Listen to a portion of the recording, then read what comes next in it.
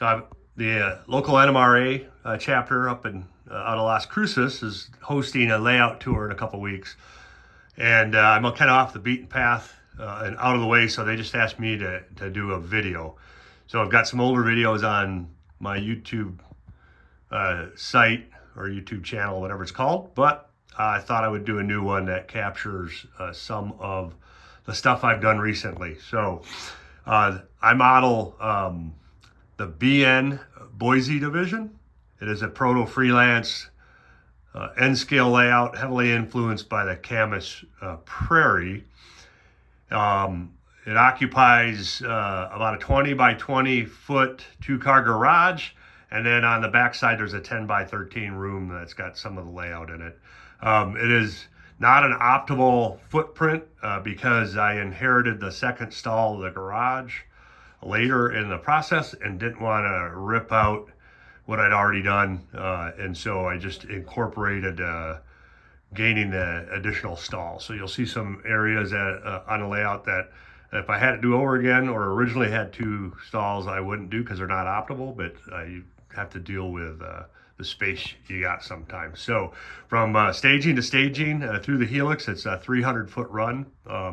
Takes about 20 minutes for a train to run across the layout if you just run it straight through. So I'm running Digitrack DCC. I've got 4 power districts, run Logic Rail fast clocks. I've had 3 operating sessions. I've kind of settled on a 2-to-1 fast clock, and run 8-hour shifts. So 3 operating sessions constitute a day. So we have finished the 28th of July, 1986, and next op session will be early morning on the 29th. So without further ado, we'll go through the layout here.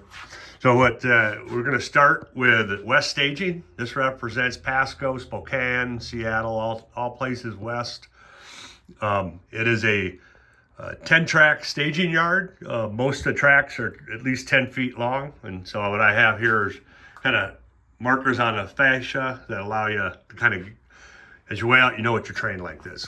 And so passing sidings are anywhere from about 8 to 10 feet across the layout. So the length of the train does matter. So in the back, there's 2 tracks for CSR, which is a Clearwater Snake River Railroad. It's a fictional short line I have. It operates what would be the Camas Prairie First and Fourth subs.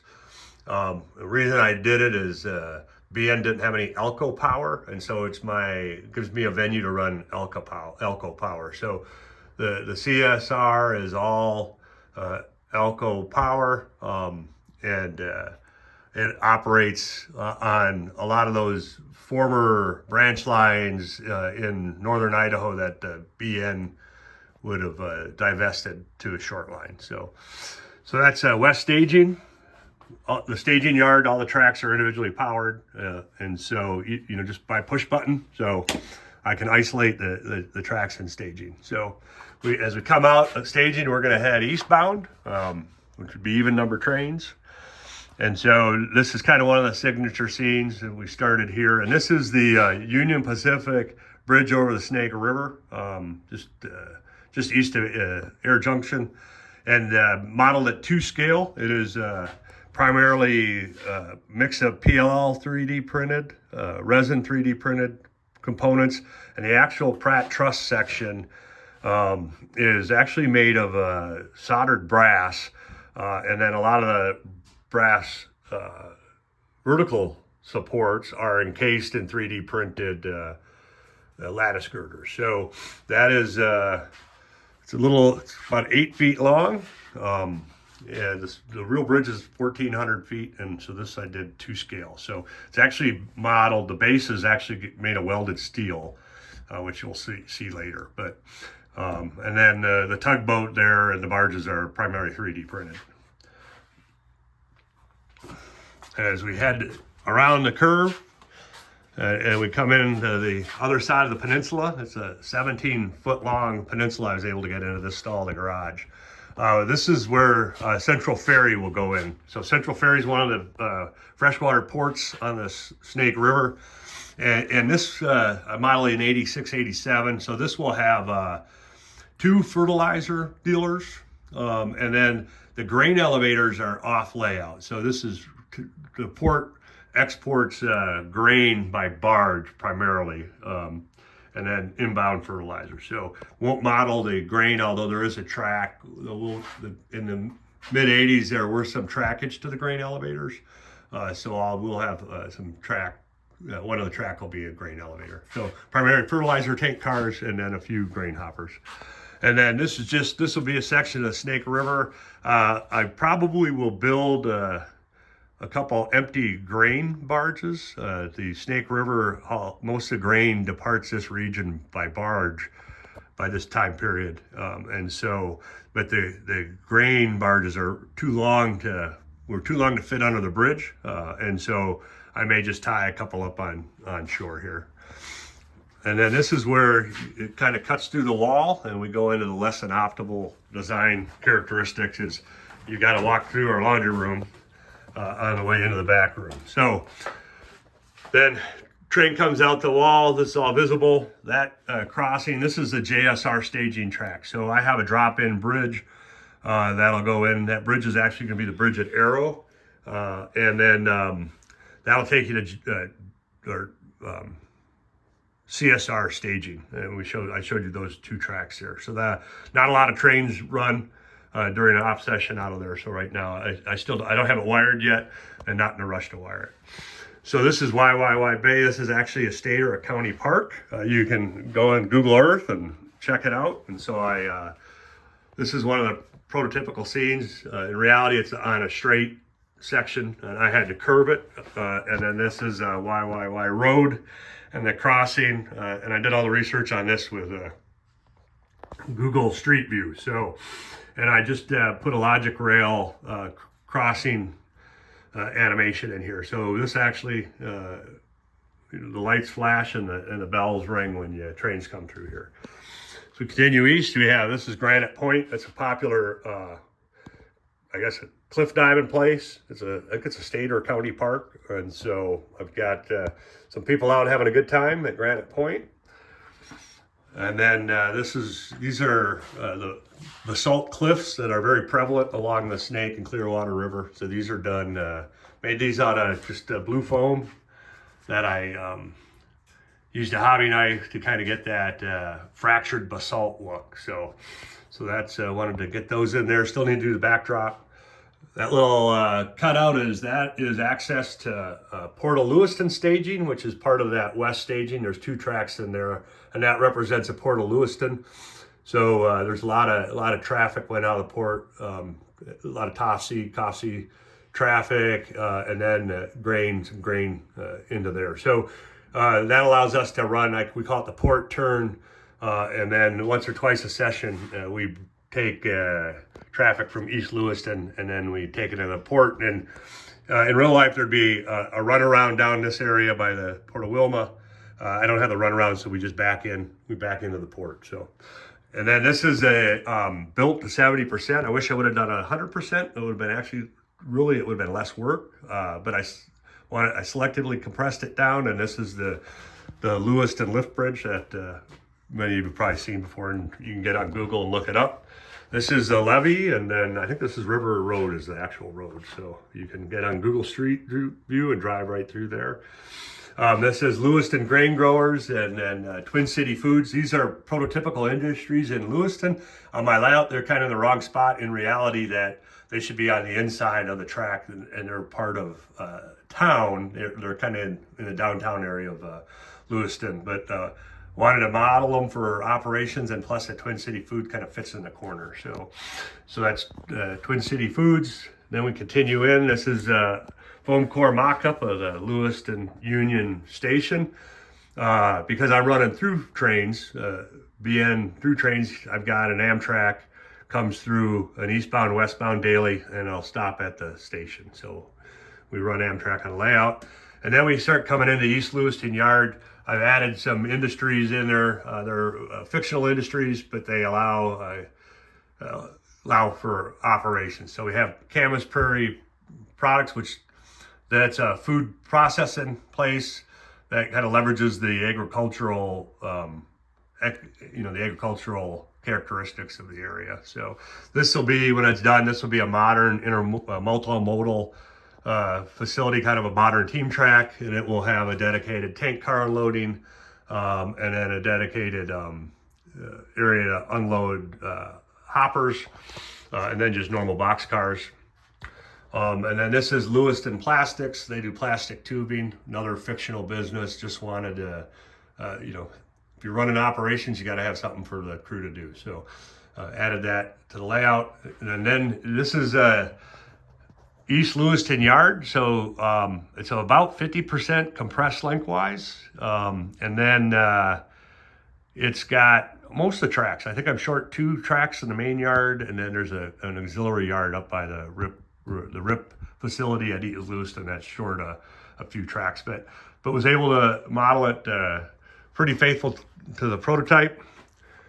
And then it just uses 2 panels. I use car card and waybills. I use kind of a different waybill system. I essentially bring empty cars on to get loads, and then they'll depart the layout, and then the waybill actually gets thrown away. So I don't flip waybills and don't reuse them. So once the op session's done, the waybills go away.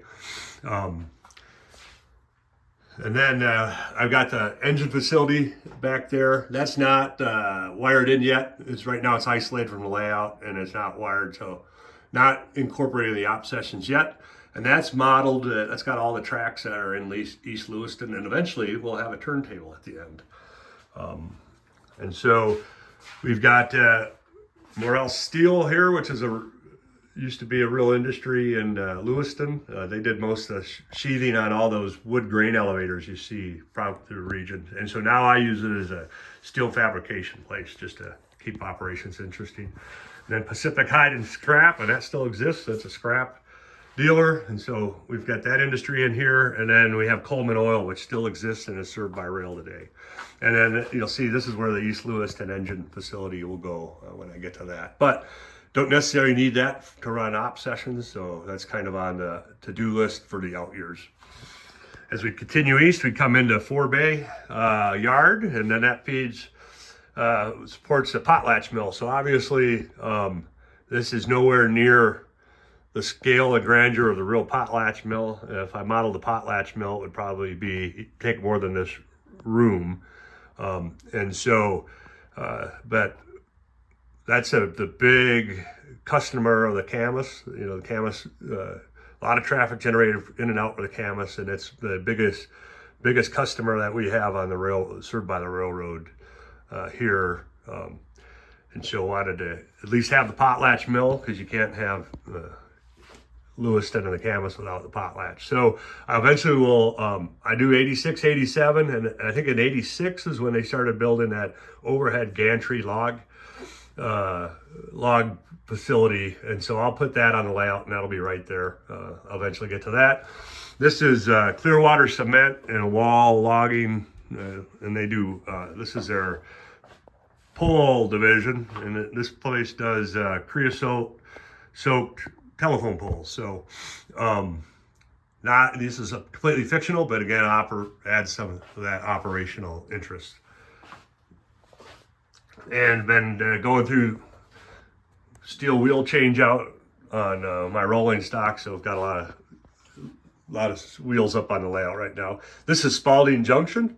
This is based off the prototype, just compressed a bit. So that, where you see that train there, that is a CSR train, and that really is would be the first sub of the Camas. And so on the CSR, it goes into staging, but all the traffic that comes in and out of the CSR here is really based off the industries that were on the first and fourth sub of the Camas Prairie. So you've got like Scott Paper, wood chips, the Scott Paper towel plant, and then all the mills that were there, and then the grain elevators. And most of the grain traffic that's on the layout shuttle traffic, and ends up in the port. Although I do have the ops session set up that about every 4th or 5th op session, we'll send out a unit grain train somewhere. So run a helix, 7-track helix takes us down. One of the things I learned is you want your helix as open as possible. I kind of tried to close it up, and I was gonna scenic that portion, but now I think I'm gonna just put a backdrop in and then open up the helix. So it's easier to see your trains go through and easier to get at them if there's a problem. And then we come out at the bottom of the helix, and then it come out about at New Craig. And so the helix would represent like all the, the first kind of half of the Lapy Canyon going up onto the Camas. So that's kind of the first half of the helix, and then you come out at New Craig, and then we go in, and this is bridge number, this is a bridge over Highway 95, and that will be tunnel number 1, which is built on a curve. I think in real life it's like 800 feet. I'm only going to get about 160 feet of it, so not modeled to scale, but it'll be recognizable. Lots of trestles, even though I'm running heavy freight tonnage, and those would have been replaced probably in the 40s and 50s and 60s by steel. I'm still running a lot of trestles. This is tunnel 2, which was daylighted, so this will just be a big cut. Then we go into tunnel 3. And tunnel 3 comes out on half moon trestle. So this is modeled probably about 80% to scale. So signature scene on the Camas, very famous picture, very famous railroad picture when it comes to trestles. And then we come in, and this is tunnel, as we come around the peninsula, we got tunnel number 4. What I've been doing is I've had some trains fall in, I call the chasm of death. We've had a couple accidents and op sessions, and then me just tooling around the layout, and I've dropped them through the layout. So I've been rapidly trying to get the base scenery level in. One, it gives it a semi-appearance of some completeness, but also protects trains from going down and hitting the floor. So in Lapy Canyon, there's no passing track. I needed to have a passing track just to support the operations. And so I've dual tracked this portion, and I'm actually going to put tunnel 5 and 6 will be right here, and you can see the portal cover. These are, a lot of the portals have these log structures, and that's to keep rocks from hitting the tracks or hitting trains. So the portal aprons, I think, are what they call it. So we'll model those, get those in place, and that'll be tunnel 5 and 6 there. I am going to have to punch another bridge in the back, just to complete that scene through. And then what we have here, all the throttles are. Right now it's my throttle holder, but this is Rubens. That's the one end of that is the east end of the Y. And so Rubens had a Y, and then in the tail of the Y was a LGG elevator. So that would be where the doorway is. So I just, any traffic for LGG gets spotted there. There'll be another track put in the other side that goes to there's a fertilizer elevator on the other side of the track. So that'll be Rubens, and then Rubens will transition over, and this will be Lawyer Creek Viaduct. To model it to scale, I'd need about 9 feet. I actually could get it in here to scale, but it takes up too much of the wall and doesn't allow for good transition from scene to scene. So I decided to just do about 6 feet of it.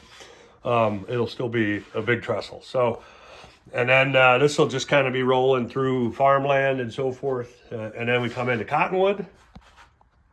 So I think that's Front Street, and that's a trestle over Front Street. And that's just, and then we go into Cottonwood. Now, Cottonwood's an interesting town because it's actually the railroad does have about a 90-degree turn, and then the elevators are on the curve. So it's about I've got about half the space. I'm modeling this in about half the space of I would really need to model Cottonwood prototypically. So we'll still be able to get most of the elevators in. I will have to compress the Cottonwood Elevator Company elevator, but this will end up being Cottonwood, and it'll even though that's carried on the track diagram that backtracks a passing track, it's really usually going to have grain hoppers on it. So it's not a dedicated passing track in the operation schematic that we do. So, and then you come out of Cottonwood, And this is gulch siding. This is freelance this because I needed a passing siding to allow trains to pass each other during op session. So this is just kind of latest edition. It was kind of dull and boring, and I had this bridge, so I just put the bridge in, and I've scenic right where the bridge is because it's so much easier to do the scenery without the bridge and then put the bridge in. So that was just kind of temporary, get this done. And then I did paint the backdrop back there. I've started painting the backdrops. I've seen a lot of like immaculately painted backdrops, which I have no capability of doing. The photos, which are, good photos of the area. I've seen people incorporate them in the backdrop, but haven't traveled up there yet. So thought I would just kind of, I don't know what the style is called, but just kind of a rough paint the backdrop. It still gives you that feeling of distance and, infinity. And then your eyes don't tend to focus on it, but it's just there. So, and then we come back out as we continue to head east. This is Fenn. This is modeled in accordance with the prototype. Other than in real life, this is on a straightaway, and the tracks are a little bit longer. But these aren't passing sidings. This is just grain elevators. So there's several elevators off layout. You see the foundation. These gray pieces are the actual foundation of the elevators, and which is a convenient way to spot cars. And then that's Union, I think it's Union elevator number 2, their elevator and seat house. So I had some great reference shots from mid-1980s, and that's what I model. So this elevator is still there today. The seat house is gone, but the elevator is still here today. It's served by truck now. Obviously the Camas second sub was pulled up. So, and then I've got this is another non-optimal layout feature I have. It's pretty deep back there. If a train goes off, it's difficult to get. Usually I've got a little stick I'll pull it out with, but it's easy to clean the track back there. There's no switching, so but it allowed me to do this kind of signature scene. The Camas is known for grain, and so this allowed me to put a wheat field in. I'm modeling, my op session started very end of July, harvest season starts end of July, really beginning of August. So this is kind of the first day of harvesting. So got a couple of combines there. And then the wheat was made just that fox fur you get at Hobby Lobby, but I spent about 5 hours with wall clippers shaving it down, so it's appropriate for N scale. And then back in through, and then you pop through the wall and you come out in Grangeville. And so Grangeville is the kind of the largest town on the layout, and we'll have a lot of switching activity. So I run for op session. This is served by a local. So a local goes out, comes to Grangeville, does a switching, ties up for the night, and then the next day that local returns back to East Lewiston Yard. It'll pass the eastbound local the next day, bringing more traffic into Grangeville. So, so I kind of did a mix. So Grangeville, this side of Grangeville, the west side, we'll have some prototypical industries like the Idaho line back there and the Ida Pine Mill are real industries that were in Grangeville at the time. And then I've added a wood chip facility. That's wood chip facility. This is just for operations. And then I added a brewery because I'm a big beer guy. So that's Grangeville Brewing Company, regional brewery, and that's also served by rail. And then there'll be a small, about 4-track yard in Grangeville. That's completely fictional, but I'll have a small yard in here, but right off these interlocking on the main line. And then this end of Grangeville, the east side, I'm going to model pretty much prototypically. It's a little compressed lengthwise. It's probably 50% of the length of Grangeville, but I'll be able to get all the tracks in and then get all the elevators in, although I may have to compress. When I'm done, I'll compress some of the elevators. You can see right now I have some of the foam core mock-ups of the actual like Stegner grain, and this is the Union Warehouse crib elevator. This is Stegner grain elevator 2, and then there's the Stegner seed house. And then that's a mock-up of was a Camas station or depot and station in Grangeville, and so that's just a mock-up of it, but that'll go in. And then this is actually the east end of Grangeville. This is where the second sub terminated. Used to have a coal track there, and then I think it's Idaho Power and Light has an LPG facility down there in the 80s. So that'll be Grangeville. And that side will be pretty much prototypical. There's a couple of new industries I've added in for to do operations. And when I put new industries in, I tried to use the name of the old mills and stuff when Grangeville had 3 or 4 sawmills. So then as we come out of Grangeville, we continue east. And this is all completely fictional because this is actually railroad east, but heading south to Boise. So this just kind of comes down a grade. And then this will just be good mountain running. So, and then they kind of see up there, that's the bottom of that bridge scene. And that I welded that framework. But because of that, I needed support, and I didn't want layout posts up in the way. So I'm going to these will almost be like a shadow box. And so I'm going to incorporate the fascia into the scene. And so, as you look through here, you'll be like you're looking down a canyon. So that allows me to support that bridge scene, but not just have blatant posts in the way. So, and then we come into the town of Mid-Summit. This is a completely fictional town. This is where it would have been halfway up the grade from the Salmon and Snake River on its way to Boise, or Salmon River. But, in the old days is where the trains would have stopped, taken out water, cooled brakes, and then continued up the grade. So real reason I added is my father-in-law asked if I had any towns on the layout, and I didn't have any downtown areas. I have Grangeville and East Lewiston, but that's all the industrial area. So he inspired me to model a town. And so this is a town of Mid-Summit. So I've got the layout of the town in, and then I'll work on it another day. And then because I added Mid-Summit, this is just going to be a log load facility for a fictional logging company.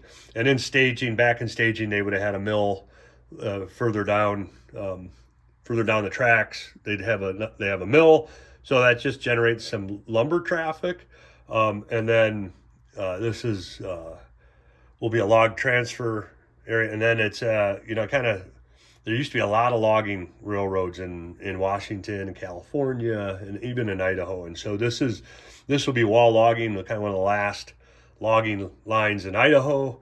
And so I've got some small GE 44 tonners and stuff like that. And so, maybe once in a while in an off session, we'll bring raw cut logs out of staging, and then interchange them with an eastbound or westbound train here. So that's Mid-Summit, and then Mid-Summit goes in to staging, not optimal. This had to do with the layout design, and so I'm going to try to automate most of these switches here. And then lower staging represents Boise and all points east, and there's 12 tracks down here. So that's in a synopsis, kind of the BN Boise division. I started, we bought the house in 2013. I think I want to say 2014 or 15, I started the original layout. You can see this area, it was originally enclosed one stall, the garage, and then inherited the second stall. And I didn't want to take out the garage doors and stuff like that. This garage door still opens if I need to get in here, so didn't completely enclose it. If I had to do all over again, I probably would have just enclosed out the garage. We get a lot of dust in El Paso, and it's kind of difficult to keep dust off the layout. So, but that is a 30-minute tour of the BN Boise division.